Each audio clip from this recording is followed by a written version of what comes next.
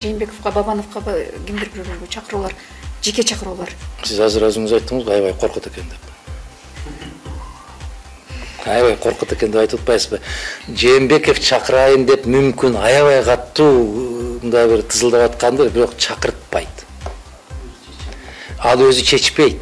Жанында кимдер болушу керек, командасы кандай болуш керек, эмне деп сүйлөш керек, ал өзү чечпейт тилекке каршы.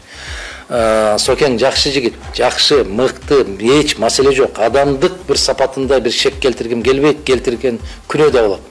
Адамдын кемчилигин айтпайт. Мен саясаттагы тутунган жолун гана айтып атам. Ал өз алдынча эч качан маселе чечпейт. Чечкен да эмес. Өз алдынча маселе чечкендердин баары саясатта көп турбайт. Бийликте көп турбайт, саясатта турат, бийликте көп турбайт.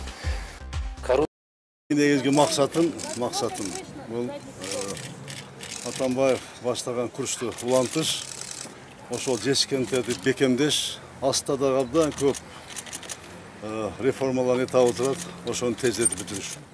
Коомчулукта Жээнбековдун президент болуп шайланышы тууралуу ар кандай пикирлер айтылууда. Бирок